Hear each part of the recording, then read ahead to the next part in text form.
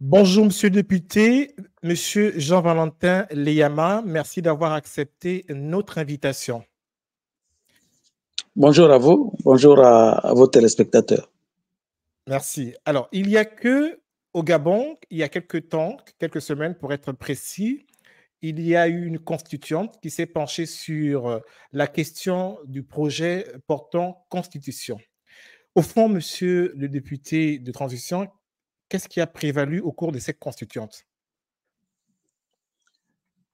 Alors, le texte est arrivé sur la table des deux chambres du Parlement, réunies en constituante. Avant l'examen du texte, 801 amendements ont été déposés. Et l'examen du texte a consisté à regarder article par article les différents amendements qui ont été déposés par les uns et les autres. Si un article ne posait pas problème, on passait. Mais si un article avait fait l'objet d'un amendement, il fallait que cet amendement soit examiné par la plénière. Alors, il se trouve que sur les articles les plus controversés, il y a eu, disons, parfois des passages en force, il faut le reconnaître. Je vous donne deux exemples. Sur l'architecture institutionnelle, nous avions dans le texte initial un président de la République élu au suffrage universel, un vice-président de la République nommé par le président de la République et démis par lui. On avait un vice-président du gouvernement nommé par le président de la République et démis par lui. On a un chef, un président de la République qui est chef du gouvernement.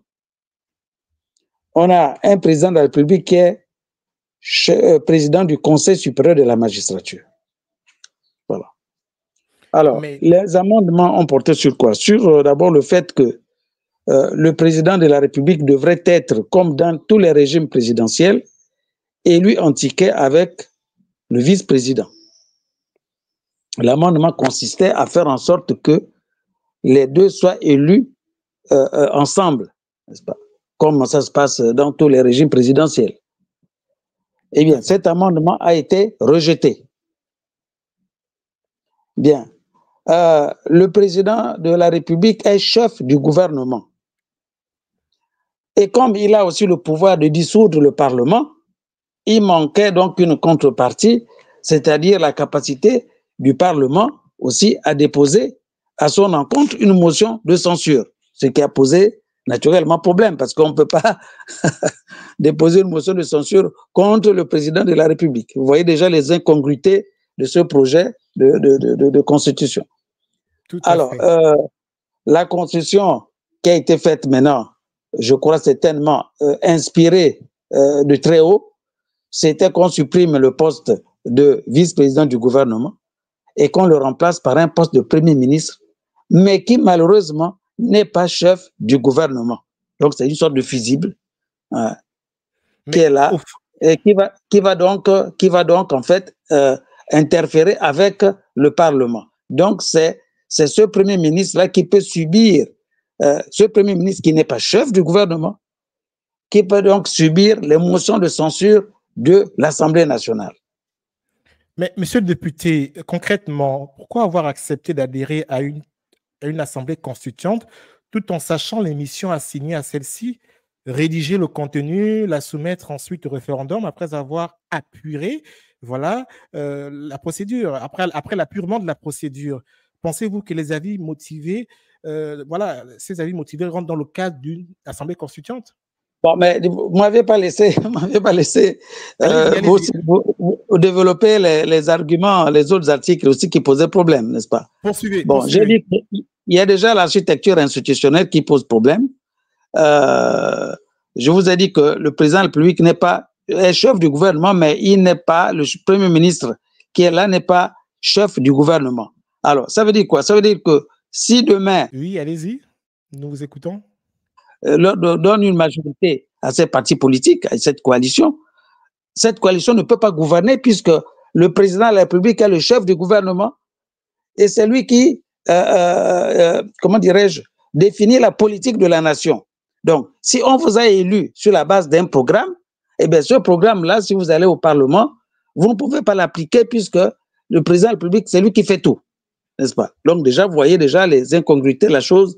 Des amendements, donc, ont été déposés dans ce sens-là. Moi-même, je les ai déposés, j'ai déposé les miens dans ce sens-là. Je les ai défendus. Ils ont été rejetés. Bien. Alors, le deuxième article, l'autre deuxième article controversé, c'est celui relatif aux conditions d'éligibilité du président de la République, dont tout le monde a parlé, qui sont totalement discriminatoires et qui instaurent désormais des Gabonais à 2 vitesses. Bon, donc là aussi, on a fait un certain nombre de propositions d'amendements qui ont été rejetées, n'est-ce pas? Bon, voilà.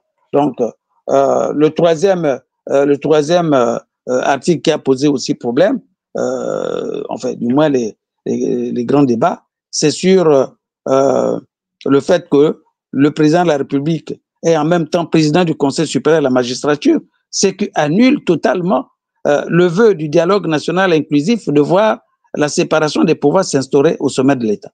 Voilà. Donc, mais pourtant, il y a que, en ce qui concerne le dialogue dit inclusif, beaucoup de parlementaires ou sinon certains politologues se sont targués sur certains plateaux à dire que cette décision du dialogue inclusif émanait du peuple et que la constitution qui était en train d'être rédigée était simplement et purement la volonté du peuple. Comment vous expliquez ce nouvel label? Alors, lors de l'audition du Premier ministre, j'ai posé une question simple.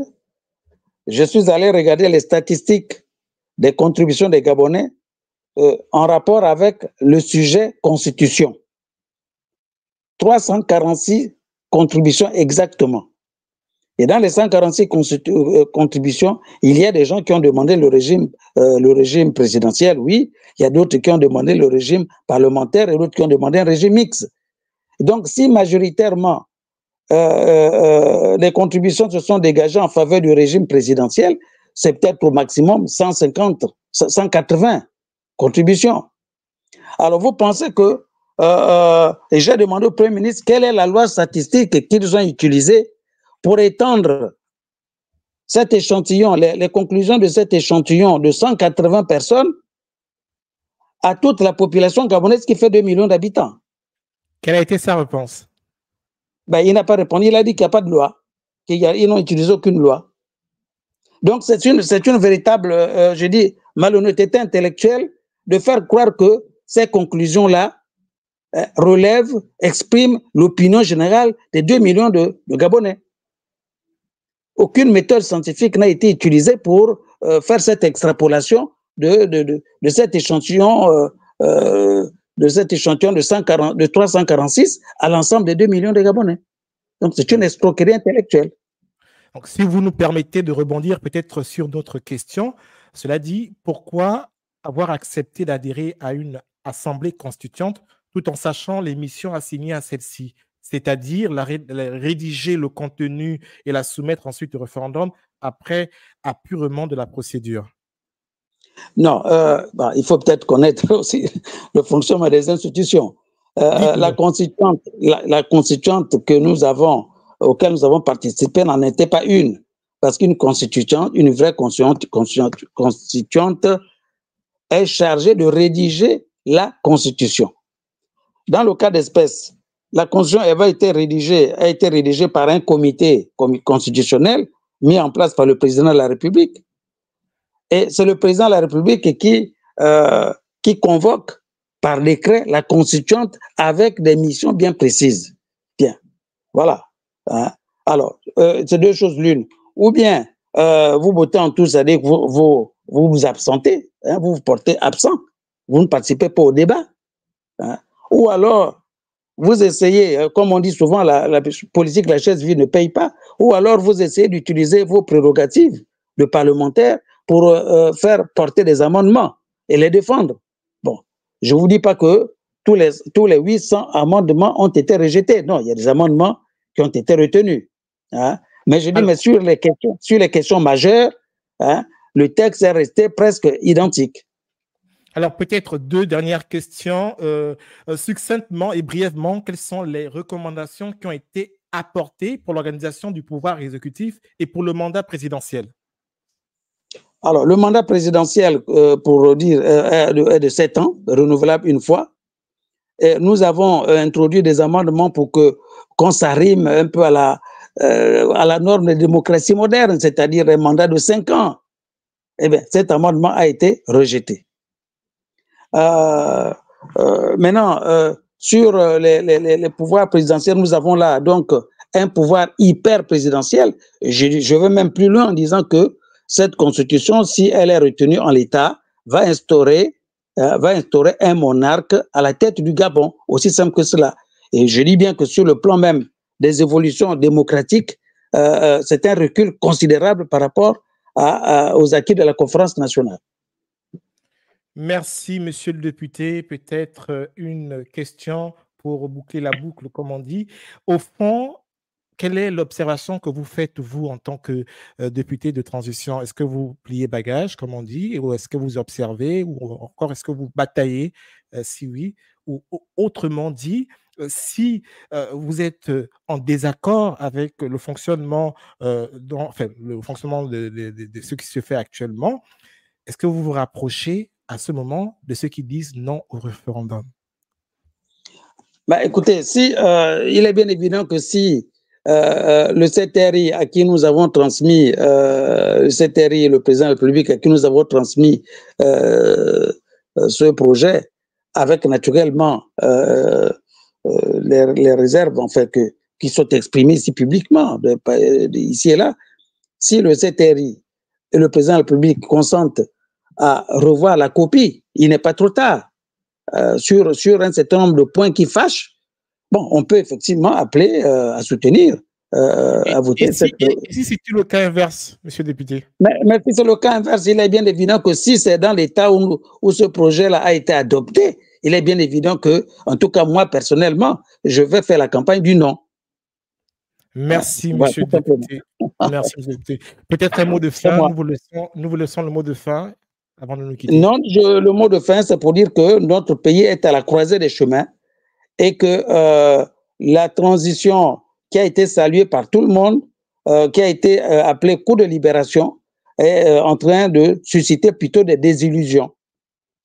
Et n'en déplaise à ceux qui sont toujours laudatifs, puisque nous sommes aujourd'hui dans une situation où tout ce que fait le CTRI, c'est loué comme les vœux de Jésus-Christ. Donc voilà, malheureusement. Hein. Donc j'espère que le discernement va prévaloir pour les intérêts supérieurs de notre pays.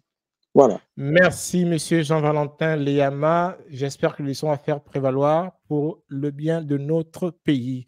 Nous étions avec monsieur Jean-Valentin Leyama, député de la transition. Nous vous disons à très bientôt pour un prochain numéro. Au revoir.